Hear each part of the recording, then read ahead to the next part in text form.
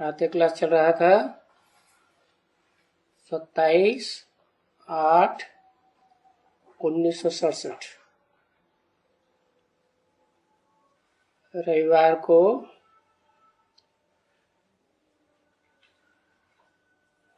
दूसरे पेज में मध्यादि में बात चल रही थी। याद है क्या प्रसंग चल रहा था? कुछ याद नहीं। शिव कौन है, सोमनाथ कौन है, बबूलनाथ कौन है? ये बात भी उन दुनिया वालों को पता नहीं है। तुमको तो पता है, वो भी नंबरवार पुरुषार्थ अनुसार।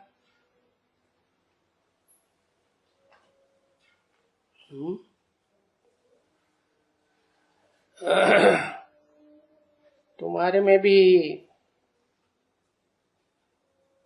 दो प्रकार के ब्राह्मण हैं। एक तो बेसिक नॉलेज लेने वाले,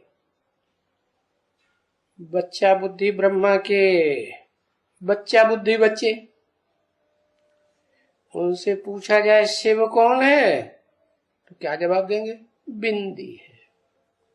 अच्छा, बिंदी है।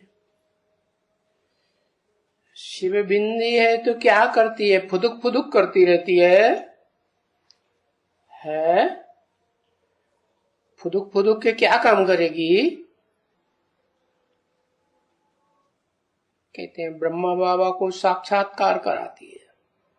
अच्छा, तो ब्रह्मा बाबा के सामने फुदुक फुदुक करे तब साक्षात्कार होता है क्या?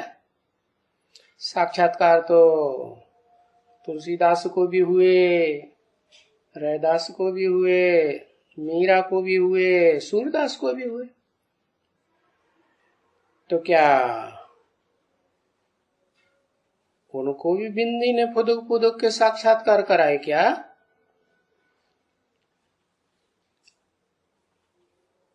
नहीं। और साक्षात्कार कराने का अर्थ ये लगा लिया उन बच्चा बुद्धि ब्राह्मणों ने कि साक्षात्कार कराए मन शिव प्रवेश हो गया। अरे शिव प्रवेश हो गया तो फिर साक्षात्कारों का अर्थ पूछने के लिए अपने दैहिक गुरु के पास क्यों डोलना? वाराणसी में विद्वान पंडिताचार्यों की क्यों चक्कर लगाना? तो ऐसे नहीं है कि शिव बिंदी ही है और सदा बिंदी है। नहीं, वो तो ये जो बेहद का षष्ठी में ड्रामा चलता है ना, 4 सीन का, सतयुग त्रेता द्वापर कलयुग का, इस ड्रामाबाजी का एमडी है। एमडी तो जानते ही है ना, मैनेजिंग डायरेक्टर। तो वो मैनेजिंग डायरेक्टर ज्यादा काम करता है कि डायरेक्टर ज्यादा काम करता है? ज्यादा माथामारी कौन करता है? ज्यादा दिमाग किसको होता है? एमडी को ज्यादा दिमाग होता है।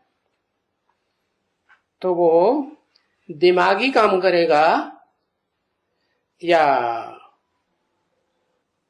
भागदौड़ का काम करेगा? दिमागी काम का करता है। डायरेक्शन देता है तो वाचा का काम करेगा। तो वो शिव चारों युगों के इस ब्रॉड ड्रामा में इस षष्ठी पर नहीं आता है क्या कि लगातार इस षष्ठी पर कोई सर्वव्यापी होके काम करता होगा? नहीं, वो तो सिर्फ आता है कलयुग के अंत में, जब के पहले सीन सतयुग की आदि होने वाली होती है। नई दुनिया के आदि में और पुरानी दुनिया के अंत में। जैसे और धर्मपिताएं आते हैं तो 100 वर्ष के अंदर अपना पूरा काम करते हैं, अपना धर्म स्थापन करते हैं, फिर शरीर छोड़ देते हैं। ऐसे ही हुआ ना हिस्ट्री में। तो ऐसे ही ये तो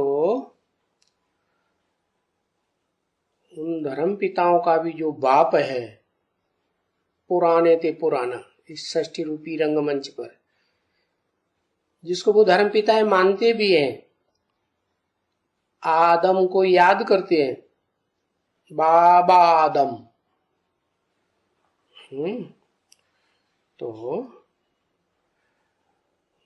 वो तो हुआ उनका बाप, पुराना हो गया ना, बाप तो पुराना ही होता है। तो ये जो धर्म पिताएं बाप हैं, उनका भी बाप है आदम, जिसको मुसलमान आदम कहते हैं तो क्रिश्चियन एडम कहते हैं, भारत में उसे आदिदेव कहते हैं और जैनी लोग आदिनाथ कहते हैं। लेकिन जैनी लोग ये समझते हैं कि जो पुरुषार्थ करता है एकाग्रता का, वो ही भगवान बन जाता है। तो उन्होंने 24 तीर्थंकर दिखाई दिए।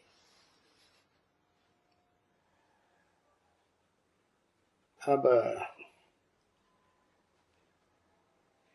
जैन का तो मतलब ही है जिन की औलाद। जिन माने जिसने कर्मेंद्रियों को, मन को जीत लिया। तो जिन अलग बात हुई और उनको फॉलो करने वाले जैन अलग बात हुई। तो जैनी लोग ये समझते हैं कि हम जैनियों में से जो पुरुषार्थ करेगा मन बुद्धि को एकाग्र करने का, वो ही भगवान बन सकता है। अभी तक उन्होंने बताया कि आज से 2500, लगभग 2500 वर्ष पहले, ऐसे समझ लो कुछ कम, महावीर तक अंतिम 24वें तीर्थंकर हुए। अब उनके अनुसार इस षष्ठी रूपी रंगमंच पर 6 सीन माने जाते हैं।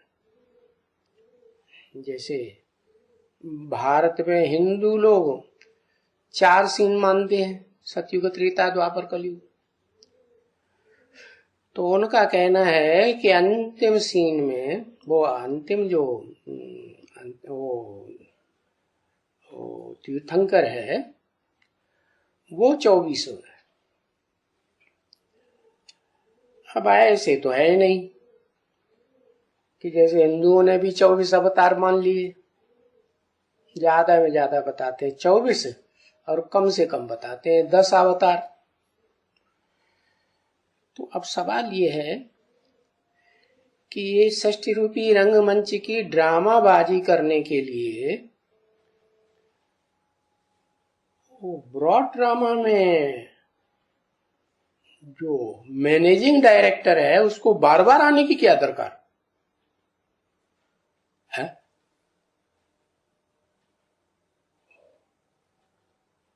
कोई कारखाना है बड़ा, ये षष्ठी भी एक तरह का कारखाना समझ लो, सुख दुख का। तो उस कारखाने को चलाने के लिए जो मुखिया है, डायरेक्टर, वो 24 घंटे वर्कर्स के ऊपर चढ़ा रहे, वो अच्छा? या एक बार इंतजाम कर दे और उसे कायदे कानून पर सारे चलते रहे, वो ज्यादा अच्छा है। जैसे कुम्हार होता है ना, चाक होता है बर्तन बनाने का, वो तो मिट्टी के बर्तन है। इस षष्ठी रूपी रंगमंच पर तो ये चैतन्य बर्तन है ना, पात्र। सिनेमा में उनको क्या कहते हैं? पात्र, एक्टर्स। तो वो बर्तन बनाता है, तो एक बार डंडा चाक में लगाया, बस चाक घूमना शुरू कर देता है और बहुत देर तक घूमता रहता है। जोर से डंडा लगाता है, धीरे धीरे लगाना शुरू करता है, फिर जोर से लगाता है। तो ऐसे ही ये मैनेजिंग डायरेक्टर है षष्ठी रूपी रंगमंच का, वो षष्ठी पर कलयुग के अंत में आता है। तो पहले पहले ज्ञान का डंडा धीरे धीरे लगाता है, और फिर अंत में तेजी से घुमाता है। इसका मतलब पहले ज्ञान के हल्के हल्के पॉइंट, फिर उसके बाद ज्ञान के तीखे तीखे पॉइंट क्लियर करता है। ऐसे तीखे तीखे पॉइंट क्लियर करता है कि जो भारत का आस्तिक, संपूर्ण आस्तिक समझो कोई धर्म है, तो सिख धर्म की आत्माएं भी जग जाती। कब जगती है वो? जब सूरज, ज्ञान सूर्य मैनेजिंग डायरेक्टर बड़ी तेजी से चमकता है, एकदम सर के ऊपर आकर, तो वो भी जग जाती है लास्ट। क्या कलयुग में गुरु नानक हुए ना, तो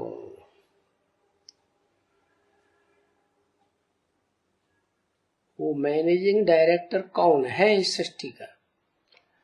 वो मैनेजिंग डायरेक्टर है जो जन्म मरण के चक्र में इस सृष्टि में नहीं आता है। क्या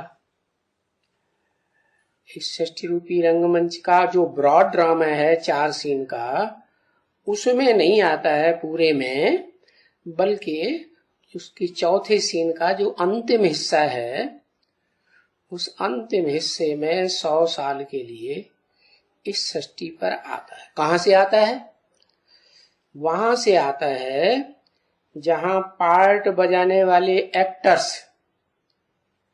अपने घर में रहते हैं, भले नंगे होके रहें, फ्री, लेकिन वो आत्माएं जिनको शरीर रूपी कपड़ा उतर जाता है, वो आत्माएं, उनका धाम है सत्य धाम, आत्मलोक, सोल वर्ल्ड। मुसलमान उसको कहते हैं अर्श। खुदा पहले कहते थे खुदा अर्श में रहता है, फर्श में नहीं रहता। फर्श मानी ये दुनिया, जमीन। तो वो फिर आता है इस सृष्टि पर जो जन्म मरण के चक्र में नहीं आता। और सब आत्माएं जो भी संत धाम की रहने वाली हैं, आत्मलोक की रहने वाली हैं, इस सृष्टि रूपी रंगमंच पर वो सुप्रीम एयरपोर्ट से उतर करके नंबरवार सृष्टि रूपी रंगमंच पर पार्ट बजाते। ड्रामा है ना। कोई तो अगर तो पार्ट आदि से लेकर के अंत तक होता है, उसको कहते हैं हीरो पार्ट का है। कोई का पार्ट बीच में से होता है। माने कोई कोई आत्माएं सतयुग में आती हैं, कोई त्रेता में आती हैं, कोई द्वापर में आती हैं, कोई कलयुग में उतरती है, कलयुग के लास्ट तक उतरती रहती है। तो दुनिया की आबादी बढ़ेगी या घटेगी? दुनिया की आबादी बढ़ती चली जाती है। क्यों? क्योंकि जो पहले से उतरी हुई आत्माएं हैं वो भी जन्म मरण के चक्कर में यहां आती रहती है। किसी को रास्ता ही नहीं पता है क्या ये दुनिया के रंगमंच के नाटक से बाहर जाने का। कितना भी दुख बढ़ जाए, हाय हाय तैया दैया तोबा तोबा करते रहेंगे, फिर भी पाप करते रहेंगे और पापों से मुक्त होने का रास्ता उनको नहीं मिलता। तो वो जो मैनेजिंग डायरेक्टर शिव है, जिसको अपना गर्भ का जन्म नहीं मिलता, क्या वो आत्मा गर्भ का जन्म नहीं लेती, दिव्य जन्म लेती है। कैसा दिव्य जन्म? प्रवेश करती, जैसे गीता में लिखा है ना, प्रवेष्टुम, मैं प्रवेश करने योग्य हूं। जैसे भूत प्रेत प्रवेश कर जाते हैं, ऐसे ही वो प्रवेश करने योग्य तो है। हाँ, लेकिन भूत प्रेतों का प्रवेशता अलग तरह की, और वो तो दिव्य प्रवेश लेता है। तो वो भूत प्रेतों का दिव्य प्रवेश होता है क्या? नहीं, दिव्य माने देवताओं जैसा, किसी को दुख नहीं देगा, प्रवेश तो करेगा लेकिन हल्के फुल्के होके। भूत प्रेत प्रवेश करते हैं तो भारी हो जाता है, जिसमें प्रवेश करते हैं चेहरा मोरा लाल लाल लाल लाल आंखें बंटौरा जैसी हो जाती है। तो शिव इस सृष्टि पर आता है। अब सवाल ये आके करेगा क्या? वो तो आत्मा बिंदु, बिंदु को तो चाहे जितना छोटा बनाओ। गीता में भी लिखा अणु अणियान समनुस्मरेति, वो तो अणु से भी अणुरूप है, अति सूक्ष्म अणु। तो वो आके क्या कर पाएगा यहाँ? उसको अपना शरीर तो है नहीं, गर्भ से जन्म लेता नहीं, तो वो प्रवेश करने के लिए सक्षम है। उस सवाल पैदा होता है किस में समय प्रवेश करे? तो वही इस सृष्टि का जो पुराने के पुराना हर धर्म में गाया हुआ है, आदम कहो, एडम कहो, आदिदेव कहो, हिंदू में कहते हैं तुम आदिदेव है, पुरुष है, पुराण है, तो वो उसमें प्रवेश करता है। जो इस सृष्टि पर आदिदेव बनता है। नई सृष्टि होगी तो देवताओं की होगी ना। दुनिया की हर चीज जब नई होती है तो सतो प्रधान होती है, पुरानी हो जाती है तो धीरे धीरे सतो प्रधान से सतो, फिर तम, रजो, फिर तम हो जाती है।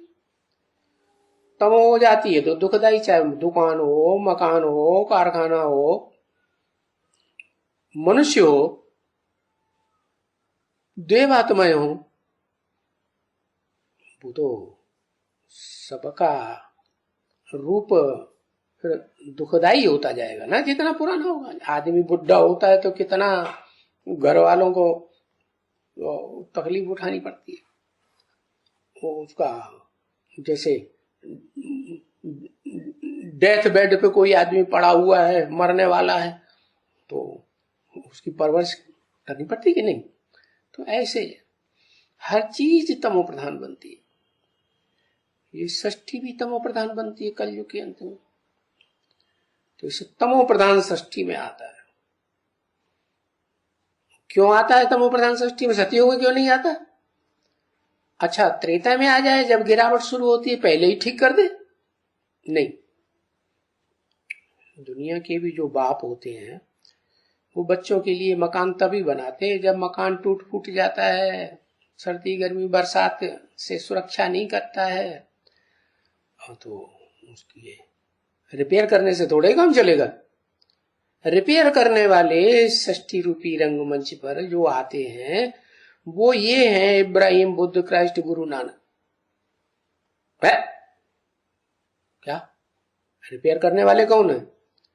इब्राहिम, बुद्ध, क्राइस्ट, गुरु नानक, जितने भी धर्म पिताएं हैं, ये 7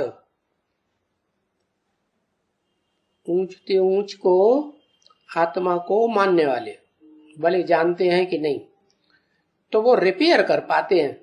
लेकिन रिपेयर किया हुआ माल कितने दिन चलेगा? मोटर गाड़ी है, कार है, अब रिपेयर करने पे आ गई तो क्या जिंदगी भर चलेगी? जितना रिपेयर करते जाएंगे उतना वो और जल्दी जल्दी खराब होती है। तो वो रिपेयरिंग करते हैं लेकिन दुनिया को नया नहीं बना पाते। तो वो शिव इस सृष्टि पर आता है इसलिए कि जो दुखदाई नरक की दुनिया बन जाती है कलयुग के अंत में, तमो प्रधान पाप की दुनिया, तो उसे पुण्य आत्मा देवताओं की दुनिया बनाने के लिए आता है और बना के जाता है। अब सवाल यह है कि किस में आता है? तो वो आता है जो इस षष्ठी रूपी रंगमंच पर चारों सीन शुरू होने से पहले जो असिस्टेंट डायरेक्टर का काम करता है। क्या पूछा जाता है ना, वो भाई इस ड्रामा का डायरेक्टर कौन है, मुख्य एक्टर कौन है? बाकी सहयोगी एक्टर्स कौन है, पता तो चले। तो जो असिस्टेंट डायरेक्टर है वो ही आदम है, और वो आदम इस सृष्टि पर सतयुग के भी पहले से, क्या जब पहला सीन शुरू होता है ना, उससे भी पहले इस सृष्टि का डायरेक्टर के रूप में काम करता है। क्या? और डायरेक्टर के रूप में क्या काम करता है? सारी कार्रवाई उसके हाथ में। क्या? स्थापना का भी काम करता है, पुरानी सृष्टि, पुराना मकान, ये सृष्टि रूपी कारखाना, भगवान की दुकान तमो प्रधान हो जाती है, तो उसको क्या करता है? सत्व प्रधान बनाता है। लेकिन किसके डायरेक्शन पर? एमडी के डायरेक्शन।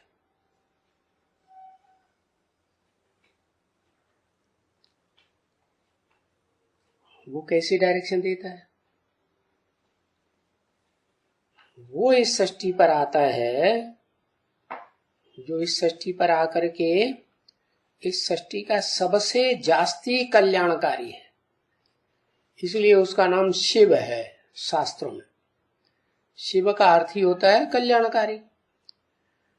वो कल्याणकारी इस सृष्टि पर आकर के उसी में प्रवेश करता है जो इस सृष्टि में सबसे जास्ती अकल्याणकारी बन जाता है। क्या? कौन? वो जिसका आधार लिया पहले, चतुर्युगी से पहले, ब्रॉड ड्रामा शुरू होने से पहले डायरेक्टर का आधार लिया ना, वो ही डायरेक्टर। क्या? गर्भ से जन्म लेने वाली आत्मा है ना, सारी सृष्टि में जितनी भी आत्मा है सब गर्भ जन्मा। सिर्फ एक शिव ही है जो गर्भ से जन्म नहीं लेता है, क्योंकि उसका कोई पाप नहीं बनता, पाप है ही नहीं, निष्पाप है और सदा निष्पाप, सदा शिव है। तो सदा शिव जिस आदम में प्रवेश करता है उसको ऐसा बनाता है जिसकी षष्ठी रूपी रंगमंच पर सबसे जास्ती यादगारें मिलती हैं। क्या? क्या यादगार है? एक तो वो यादगारें मिलती हैं कि वो सारी सृष्टि का विनाश कर देता है। क्या? विनाश करेगा तो हिंसा हुई या अहिंसा हुई? हिंसा हो गई ना, तो उसके लिए तो शरीर चाहिए। तो वो शरीर रूप में रहते रहते कुछ न कुछ देह का, देह तो मिट्टी है ना, विनाशी का कनेक्शन है, तो वो विनाशी का जो कनेक्शन है उसमें इतनी ताकत नहीं आ सकती, अविनाशी थोड़ा ही बन जाएगा। तो उसको रास्ता बताता है कि तुम जो अपन को देह समझ बैठे, ये देह नहीं हो। क्या? जो गीता पढ़ते आए हो उस गीता में दुनिया तो नहीं मानती है गीता को, दूसरे धर्म वाले तो बिल्कुल नहीं मानते। भारत में भी पहले गीता को सर्वोपरि ग्रंथ मानते थे तो नाम रख दिया, क्या नाम रखा? सर्वशास्त्र शिरोमणि, और बड़ी मान्यता देते थे। अभी तो प्रजा के ऊपर प्रजा का शासन हो गया, राजाओं का शासन तो चला गया। जो राजाई वो एमडी आकर के देता है, शिव बाप वो राजाई स्थापन करता है इस सृष्टि पर, और ऐसी राजाई स्थापन करता है जो जब तक दोबारा आए क्या तब तक कुछ न कुछ राजाओं का वर्चस्व रहता है इस सृष्टि पर। तो ऐसी राजाई स्थापन करता है। अब वो राजाएं ये तो है कि सृष्टि के आरंभ में तो सतो प्रधानता होती है, शास्त्रों में भी लिखा हुआ है सतयुग सतो प्रधान, त्रेता सतो सामान्य, द्वापर में है ही द्वैतवादी युग दैत्यों का। दैत्य धर्म जो है ना, राक्षसी धर्म, क्यों राक्षसी कहा गया? राक्षसी कर्म करके सृष्टि उत्पन्न करते हैं, सृष्टि बढ़ाते हैं। क्या राक्षसी कर्म समझा कौन सा? इसे कहते हैं ना हिंसक, हिंसा करे और फिर डबल अहिंसक। तो इस सृष्टि पर द्वैतवादी द्वापर युग से जो धर्म पिताएं आते हैं वो नहीं जानते कि कोई ऐसी भी दुनिया होती है सतयुग त्रेता की जहां रामकृष्ण की दुनिया में ज्ञानेंद्रियों का सुख भोगते हैं, श्रेष्ठ इंद्रियों का सुख भोगते हैं, श्रेष्ठाचारी देवताएं होते हैं। जो भ्रष्ट कर्मेंद्रियां है ना उनका सुख नहीं भोगते। और ये इब्राहिम आके क्या करते हैं मियाँ जी महाराज, ये तो जानते ही नहीं कि इंद्रियों से भी कोई सुख लिया जा सकता है, सृष्टि पैदा की जा सकती है। तो इनके वाइब्रेशन ऐसे है क्या? और ये भी नहीं जानते कि जो देवताएं होते हैं वो अव्यभिचारी होते हैं, इंद्रियों का सुख तो लेते हैं लेकिन एक के द्वारा जीवन में, क्या अनेकों से सुख नहीं लेते, माने व्यभिचारी संग नहीं होता है उनका। और ये मियाँ जी महाराज क्या करते हैं, इब्राहिम एक से संतुष्ट नहीं होंगे, क्या एक को खोखला करेंगे, फिर दूसरी को खोखला करेंगे, फिर तीसरी को खोखला, ये उनका क्रम चलता रहता है। ये जो कर्मेंद्रियों की मारा मारी है ना, ये द्वैतवादी द्वापर युग के दैत्यों से शुरू होती है। इसलिए उनकी अम्मा का नाम शास्त्रों में दिति रखा गया। दिति माने खंडित, एक के द्वारा नहीं अनेकों के द्वारा खंडित। राक्षसी कर्म करने वाली अम्मा तो बच्चे भी कैसे होंगे, राक्षसी कर्म करने वाले। तो वो शिव है, वो इस सृष्टि पर आकर के पता लगा किसको कब्जे में करता है, जिसको कब्जे में करता है उसका नाम रख दिया है अर्जुन। महाभारत में, गीता में भी अर्जुन का मतलब है जो अर्जन करे। क्या अर्जन करे है? दुनियावी धन संपत्ति के अर्जन की बात नहीं है। जो वो एमडी है ना शिव, उसके पास दुनियावी धन संपत्ति नहीं है, वो जन्म मरण के चक्कर से न्यारा है। इसलिए जो जन्म मरण के चक्र में आने वाले हैं वो आत्माएं जन्म मरण के चक्र में आने वाली कई जन्म लेते लेते सब कुछ भूल गई। क्या एक जन्म लेता है व्यक्ति मृत्यु के बाद तो पूर्व जन्म की बात भूल जाती है, मोस्टली भूलती है। और यहां तो सृष्टि पे कितने जन्म हो चुके चारों युगों में, 84 के चक्कर में आते आते तो वो सब भूले। कोई कोई को कॉन्सेंट्रेटेड ज्यादा होते हैं और ज्यादा एकाग्रता की प्रैक्टिस करते हैं तो 2 4 8 जन्मों का पता भी लगता है। तो लेकिन अब 84 जन्मों का पता किसी को कैसे लगेगा? तो वो ऋषि मुनि भी भले द्वापर के हुए हों,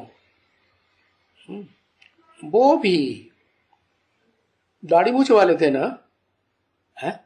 और देवताओं को तो दाढ़ी मूछ होती नहीं। दाढ़ी मूछ किस बात की निशानी? विकारी होने। देवताएं निर्विकारी होते हैं। तो वो देवात्माएं जब द्वापर युग में दैत्यों के संग के रंग में आती हैं, जो हुजूम की हुजूम आत्माएं आत्मलोक से उतरती हैं, उनके वाइब्रेशन में, उनके विचारों में रंग जाती है। तो वो अपने तरीके से प्रयास तो करती है, एकाग्रता का भी प्रयास करती हैं, और जो उनकी बुद्धि में बातें बैठी हुई हैं, क्योंकि वही ऋषि मुनि सतयुग त्रेता में देवताएं भी थे, तो देवता तो बनते ही हैं भगवान के द्वारा। भगवान के लिए गायन है, नर को नारायण बनाया। क्या बनाने की जरूरत थी? इसलिए बनाने की जरूरत है कि नर की जो रचना है वो है नरक। नर है तो क्या करता है, क्या बनाता है? नरक बनाता है। और जो नर को नारायण बनाने वाला है वो स्वर्ग बनाता है देवताओं के लिए। नारायण तो देवता था ना, 16 कला संपूर्ण, तो वो स्वर्ग बनाने वाला है। लेकिन स्वर्ग बनाने के लिए भी वो तो बिंदी है, उसके हाथ पांव तो है नहीं। हाँ, लेकिन वो उस बिंदी में, आत्मा में जन्म मरण के चक्कर में न आने के कारण तीनों कालों का ज्ञान भरा हुआ है। भूत भविष्य वर्तमान सारा ज्ञान, सतयुग से लेकर के कलयुग के अंत तक सारी सृष्टि का सारा ज्ञान भरा हुआ, अखूट ज्ञान का भंडार है। उसके लिए शास्त्रों में गायन है क्या? पूर्णमिदं पूर्णमदः पूर्णात् पूर्णम युदच्यते पूर्णस्य पूर्णमादाय पूर्णमेवावशिष्यते। वो इतना पूर्ण है कि उसमें से कोई निकालने वाला हो ना तो पूरा ही निकाल ले। हाँ, इतना बड़ा जनरेटर है कि जनरेटर एक बार को जनरेट करते करते ऊर्जा को पूरा खाली कर दे, फिर भी वो भरपूर हो जाता है। वो खाली कभी होता ही नहीं। तो वो इस सृष्टि पर आता है, तो सृष्टि का जो पुराने से पुराना व्यक्ति है आदम, उसी में क्यों आता है? क्यों? वो इस सृष्टि पर सुख भोगने वाली बड़ी सी बड़ी भोगी आत्मा है। ऐसे तो सभी आत्माएं नंबरवार भोगी हैं इस सृष्टि रूपी रंगमंच की, वो अति की भोगी है। सतयुग के आदि से लेकर के, सतयुग के आदि से भी नहीं, सतयुग स्थापन होने से पहले जो फाउंडेशन पड़ता है नई सृष्टि का, वहां भी वो जितना सुख भोगती है उस समय और कोई इतना सुख नहीं भोग सकता। सतयुग में भी बहुत भोगी, त्रेता में भी भोगी अव्वल नंबर का, द्वापर में भी भोगी, और कलयुग में भी।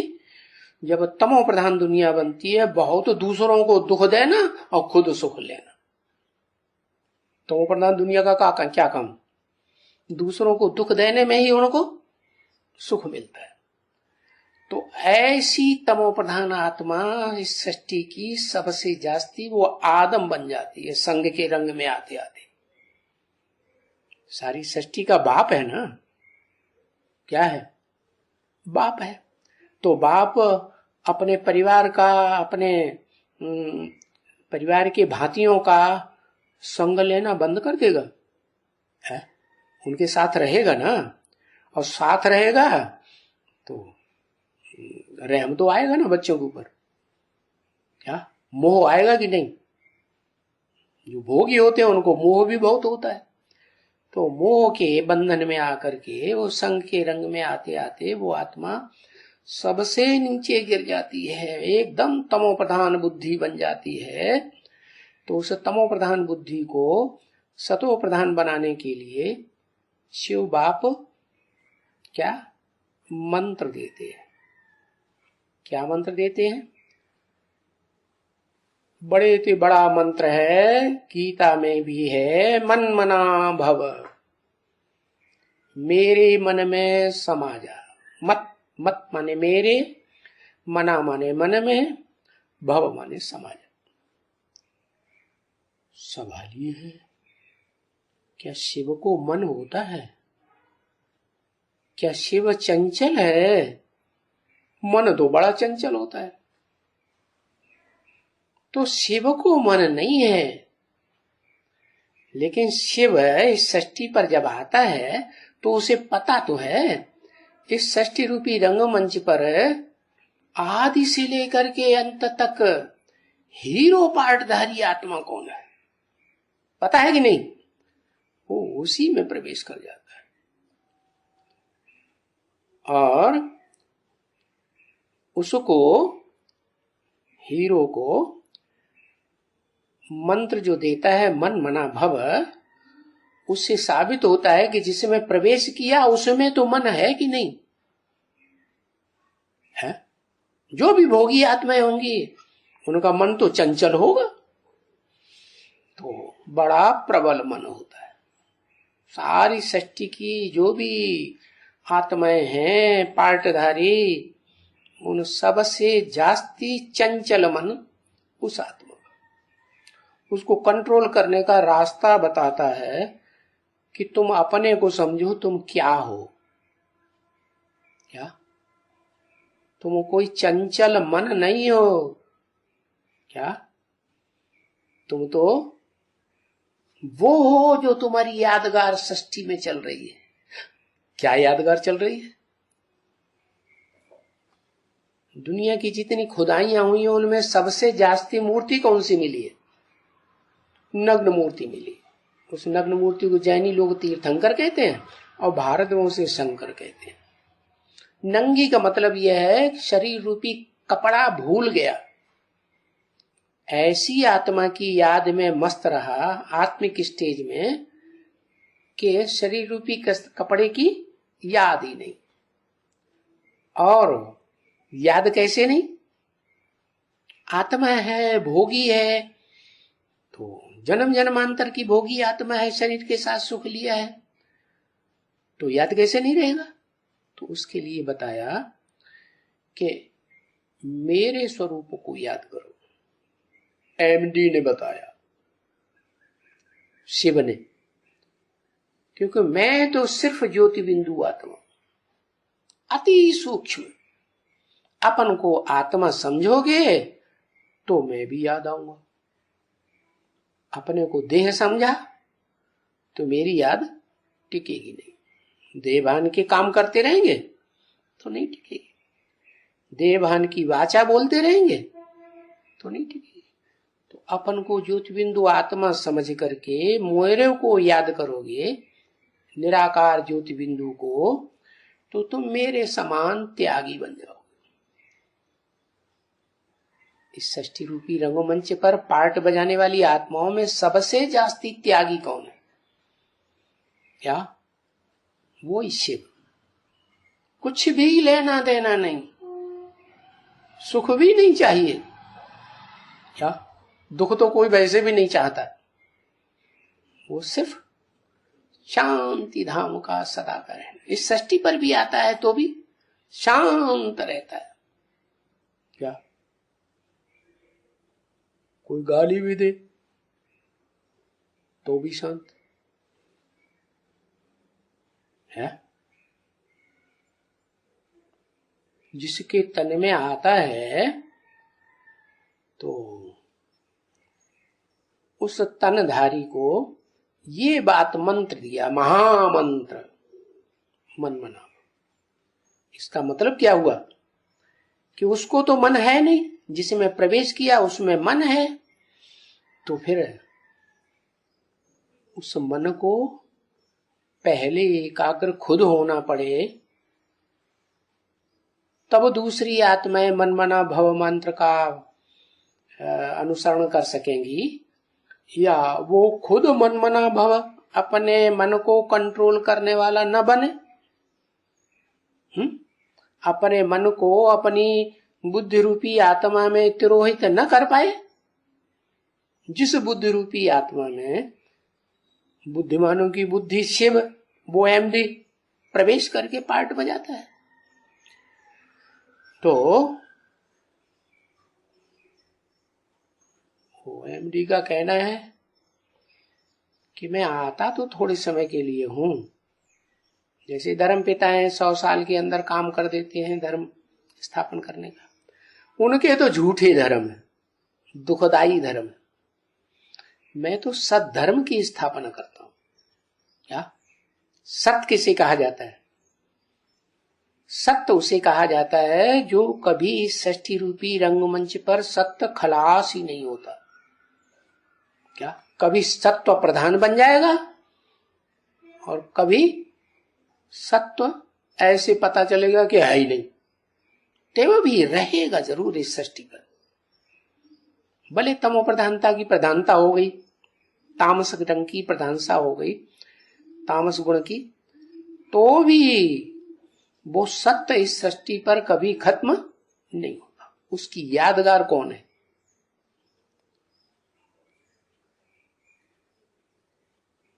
अरे गीता में तो लिखा है ना, ना सतो विद्यते भावो ना भावो विद्यते सतः। सत्य का कभी अभाव नहीं होता है सृष्टि रूपी रंगमंच पर, और असत्य कभी ठहरता नहीं, झूठ भाग जाता है। तो एक जिसमें प्रवेश करता है वो ही सत्य है, और वो सत्य इस सृष्टि पर जहां पहले प्रत्यक्ष होता है पूर्ण रूप से, वो भारत में प्रत्यक्ष होता है। इसलिए भारत खंड भी सच्च खंड है। क्या उसका पार्ट भी कहां ज्यादा चलता है? ऐसे तो सारी दुनिया के लिए पार्ट है, क्योंकि सारे जगत का पिता है, जगत पिता है ना, जगतम पितरम वंदे कहते हैं ना, तो सारे जगत का पिता है, आदम है, तो सब धर्मों का बाप है। तो इस षष्ठी रूपी रंगमंच पर वो पहले स्वयं को कैसा बनाए, जो सारी सृष्टि का, रंगमंच का, जगत का बाप साबित हो जाए। क्योंकि दुनिया तो भूली हुई है, प्रैक्टिकल में होगा तभी तो दुनिया मानेगी, नहीं तो नहीं मानेगी। तो बाप तो परिवार का कल्याणकारी होता है ना, बाप ऐसा कल्याणकारी होता है कि इसे षष्ठी रूपी रंगमंच कहो, षष्ठी रूपी परिवार कहो, कुटुंब षष्ठी वसुधैव कुटुंबकम कहो, उस कुटुंब में अगर आग भी लग जाए पूरे मकान में, तो उस षष्ठी रूपी मकान में से कम अपने बच्चों को निकालेगा या नहीं निकालेगा? हाँ, निकालेगा। अपने बच्चों को तो निकालेगा ही। जिन बच्चों के ऊपर धर्म पिताओं का कब्जा बन गया, वो तो जल्दी मानते नहीं कोई बात, तो जो बात मानते हैं उनको तो निकाल लूं। तो जो गीता में श्रीमत देता है, श्रेष्ठ मत, उस श्रेष्ठ मत को मानने वाले जो बच्चे हैं वो ही सूर्यवंशी बच्चे कहे जाते हैं। ज्ञान सूर्य प्रगटा, उनका ज्ञान अंधेर विनाश। और उनका ज्ञान विनाश होता है, तो वो आत्माएं शिव जैसी दुनिया बनाना चाहते हैं, वैसी दुनिया बनाने में सहयोगी बनते हैं। क्या आत्मा है ना, वो अपनी देह की भी परवाह नहीं करती। तो उनमें से जो मुख्य है सूर्यवंशियों में से, वो उसका नाम संसार में खास भारत में शंकर के नाम से प्रसिद्ध। दूसरे धर्म वालों को मालूम ही नहीं है कि वो शंकर ही आदम है, इस सृष्टि का आदि पुरुष है। अगर मालूम होता तो मानते ना है। फिर महमूद गजनवी आया, है? वो शंकर की मूर्ति को तोड़ता है? बिल्कुल नहीं तोड़ता। उसको तो इतनी नफरत हो गई कि मूर्ति को तोड़ करके, सर उड़ा करके, और उसको अपने दरवाजे की सीढ़ियों पर उल्टा डाल दिया। जब चढ़ूंगा तो लात मार के चढ़ूंगा, उतरूंगा तो लात मार के उतरूंगा। क्यों? जानता नहीं था। क्यों नहीं जानता था? क्योंकि भारत का जो पुराने से पुराना धर्मशास्त्र है, जो धर्मशास्त्र ऋषियों मुनियों ने तैयार किया था, उनकी बुद्धि में ये बात आई कि इस सृष्टि पर भगवान आकर के जो स्वर्ग रचते हैं, देवताओं का, नर को नारायण बनाते हैं, तो कौन सा नियम कानून बनाया था जिससे वो नर से नारायण बना, स्वर्ग बना, और स्वर्ग में सुख ही सुख था, दुख नाम की चीज ही नहीं थी। तो उनकी बुद्धि में आया। उनमें भी खास गायन है व्यास का, उनको वेद व्यास भी कहते हैं। तो उस व्यास ने पहले व्यास प्रसादात, व्यास की प्रसन्नता से वो गीता शास्त्र तैयार हुआ। तो ये तो बात है कि वही आत्मा तैयार करेगी जिसने सृष्टि के आदि काल में, जब चारों युगों की शूटिंग होती है ब्रॉड ड्रामा की, तेरे की नहीं तो बार बार आंखें बंद करता है, हटा लो के बैठो।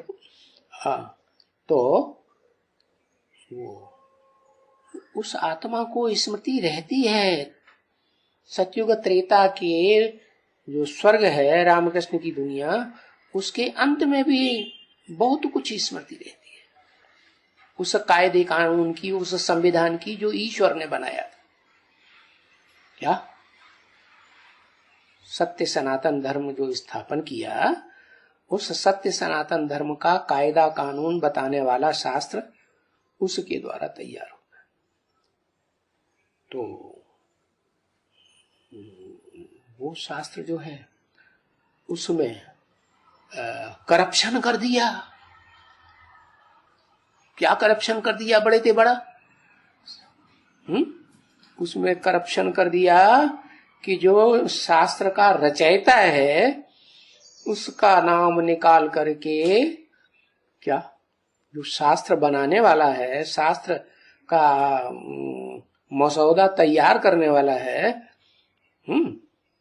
श्रेष्ठ मत देने वाला है, उस शिव को उड़ा दिया। क्या? और उसके बच्चे का नाम रख दिया। मुरली में बात चल रही थी ना, सबसे ऊंची से ऊंची जयंती किसकी है? क्योंकि शिव तो जन्म ही नहीं लेता, प्रवेश करता है, तो उसको जयंती थोड़े ही मनाएंगे।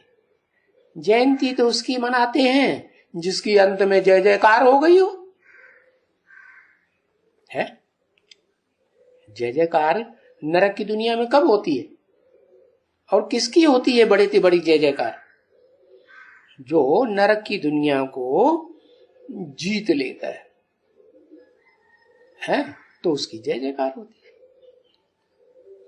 तो उस जो दुनिया जीत गई उसको स्वर्ग कहा जाता है, हेवन। क्या नाम दिया?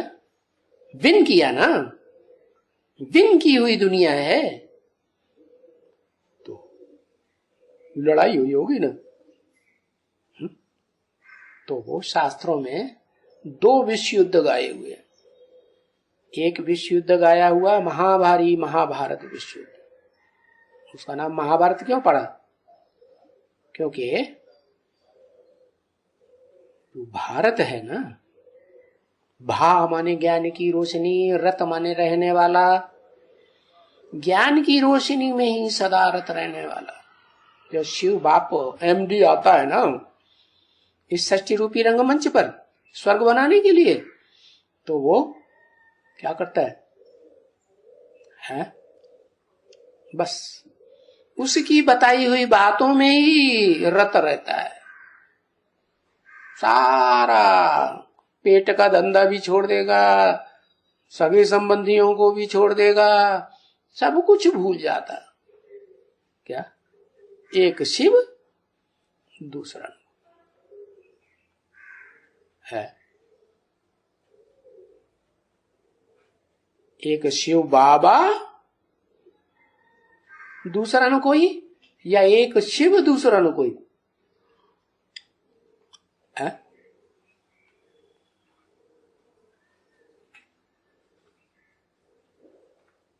हाँ, शिव आकर के बताते हैं कि तेरी बुद्धि में तू बाबा भी कहेगा ना तो तेरी बुद्धि में बिंदी ही याद आवेगी, ग्रैंडफादर वो नहीं याद आवेगा। क्योंकि मैं तो ग्रैंडफादर बनता ही नहीं, न ग्रैंडफादर बनता हूं, न माता, न ऐसे दूसरा संबंध कोई बनता है। मैं तो इस सृष्टि पर आता हूं तो आत्माओं का बाप हूं, क्या? परम पिता हूं। मुझे परम माता भी नहीं कह सकते। हाँ, जिसे मैं प्रवेश करता हूं उसको माता बनाता हूं, उसका नाम देता हूं ब्रह्मा। और ब्रह्मा कोई एक अम्मा नहीं, क्या?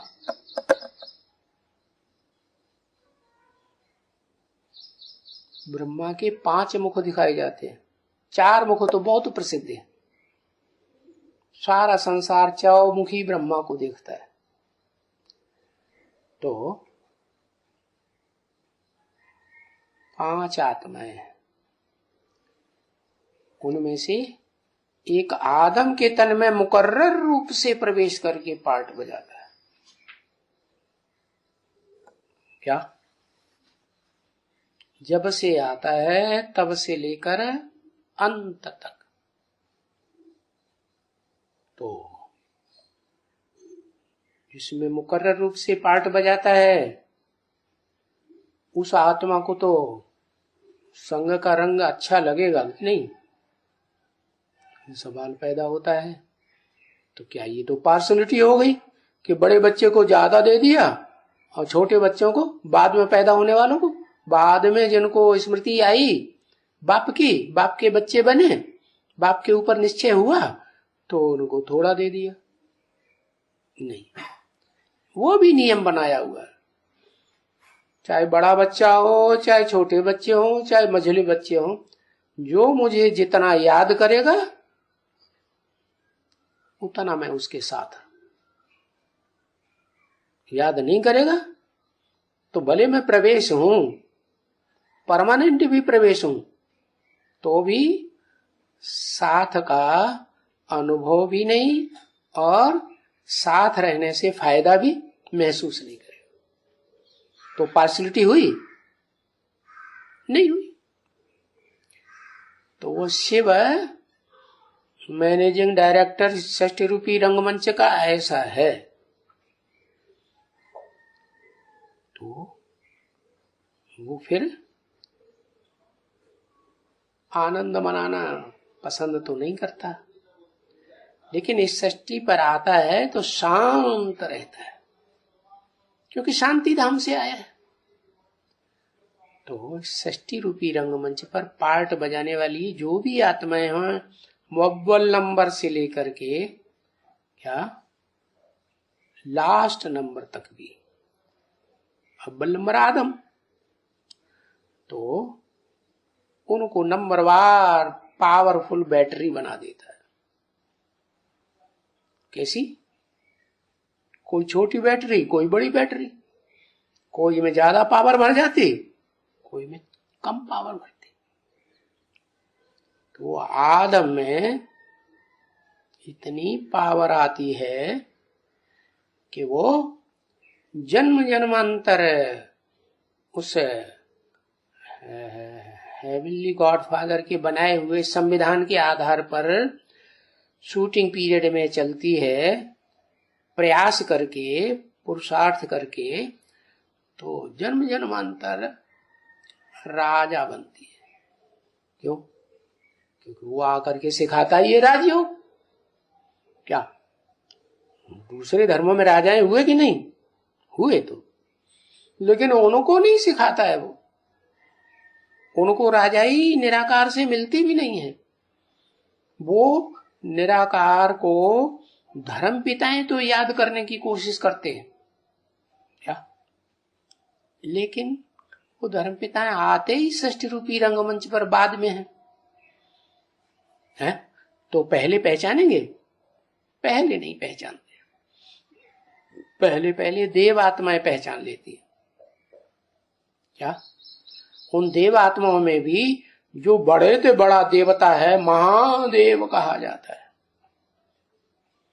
वो पहचानता है। क्या? लेकिन ऐसे भी नहीं कि महादेव का पार्ट महान देव बजाता है, नहीं। वो शिव कहता है मैं प्रवेश करके क्या महादेव का भी पार्ट बजाता हूं। कहते हैं देव देव महादेव, लेकिन वो भी मैं हूं। क्या? वो तो तमो प्रधान है, वो क्या महादेव हो जाएगा? एकदम हो जाएगा? पुरुषार्थ करेगा तो पुरुषार्थ करने के बाद हो सकता है। ऐसे ही फिर जो सत्युग की आदि में 16 कला संपूर्ण नारायण वाली आत्मा है, वो भी उसको भारतवर्ष में भारतवासियों ने कृष्ण समझ लिया है। बचपन में उसका नाम कृष्ण था। बचपन है तब तक सुख भोगने की, इंद्रियों से सुख भोगने की आस होती है क्या? है? नहीं होती। जब बड़ा होता है तब इंद्रियों से सुख भोगना शुरू करता है, तब सृष्टि की वृद्धि होती है। तो वो कृष्ण सत्युग के आदि वाला जो बचपन का कृष्ण है, वो ही पूजा जाता है। क्या? अरे कौन सा कृष्ण पूजा जाता है? सत्युग के आदि में है, वो ही कृष्ण पूजा जाता है जो 16 कला संपूर्ण हो, कलाओं से भरपूर होता है। जैसे चंद्रमा की 16 कलाएं, वैसे उसकी भी 16 कलाएं। वो 16 कला संपूर्ण कृष्ण जो है वो सात्विक स्टेज वाला है, इसलिए उसकी पूजा होती है। उसी कृष्ण को उन्होंने भगवान समझ लिया। ये पता नहीं वो उस कृष्ण बच्चे को भी पैदा करने वाला कोई ज्यादा पावरफुल बाप होगा ना। ज्यादा पावरफुल बाप होता है,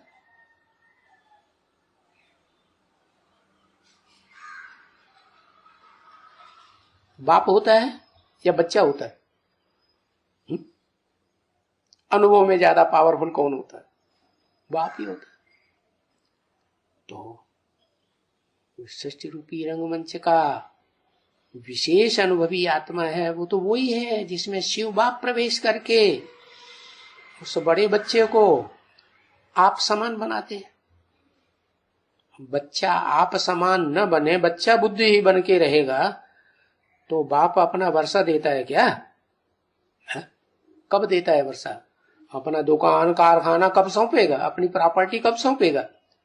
जब बाप समान बने, होशियार। तो शिव बाप आते ही इसलिए हैं इस षष्ठी रूपी रंगमंच पर के कि मैं किसी को आप समान बनाकर जाऊं।